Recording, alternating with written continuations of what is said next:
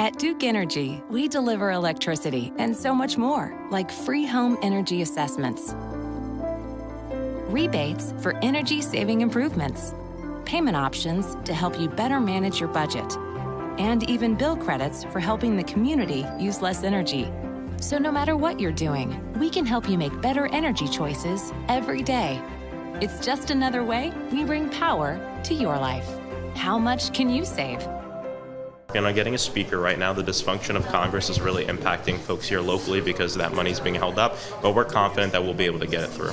So this is a big injection, $1.5 million into a program that's already been running in Orlando, but as we were just talking about, that money is running out. So why is this so important for the city of Orlando? This is important because the American Rescue Plan dollars help fund and jumpstart the pilot of the community violence intervention program here in Orlando, which has been saving lives. So we see that gun violence has been going down in Orlando, and that we look at the CVI program, the great work they've been doing at identifying who's more likely to be shot and who is more likely to shoot someone, and going and intervening before that even happens. It's a proactive solution to ending gun violence and evidence-based. This money will help the longevity of that program because the American Rescue Plan dollars are running out, and on top of that will allow the program to operate in more neighborhoods and communities across Florida's 10th Congressional District. And this 1.5 is just the beginning. We want to work even harder to get more money down, to expand it. We're hoping the county can take this on in the future too. And on top of that, we have $750,000 we're working on to build a headquarters for this program too, to really help put public safety also in the hands of the community as well.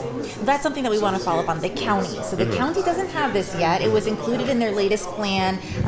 Mayor Demings had this task force that came together. That was one of their recommendations, was to introduce a CVI program, which they don't have yet. So what can you say? Do you know anything about whether or not this money, is it going to be available for the county too? This money is for the city program. We want to work with the county to get more money for them so they can start a public program as well. And we're speaking with commissioners, we're speaking with the mayor, and we're hoping that we can make that happen, because the fact of the matter is the lines between the county and the city are arbitrary when it comes down to gun violence, right? These are our communities, and really to have a real program that works for the entire region, the county does need to take it up. But I think the city is really given a good example on how it can save lives, and we're working with Mayor Demings and the county commissioners to try to make this come to life. Why aren't we seeing it throughout more communities already? Is it just people don't know about this kind of program? The money's not out there? Like, what's going on? People don't know about it. And, the interesting thing is community violence intervention has been around for decades, specifically in black and brown communities, of people just getting together their own money and creating mentorship programs and getting kids off the streets and teaching people about safety and everything like that. It's been around. It's only now that the government understands that there is a high ROI with every dollar spent and every life saved due to community violence intervention. And this is something that I worked on before getting to Congress at March for Our Lives, and our hope is that now with this money going to Orlando, more communities in Florida can see this as a model, this pilot program, and use it to help save lives in their community. The fact of the matter is public safety, we need to include civilians in it too, right? We need to include communities at the center of that as well, and this money helps communities do that. But it's not enough that it's just in the city, as you were saying, because shooters don't look at jurisdictions when things are happening. In fact, one of the big ones that happened in our area recently was a 6-year-old girl was killed, as well as a young man. And as far as we heard from the police chief, the shooters were from the county. So even though there's a program in the city, if there's not one in the county, can you kind of talk about the importance that it needs to be in more than just one community, it sounds like? I think every municipality should have this program, right? Because it goes beyond just this region, right? We need to make sure that everybody has it. And so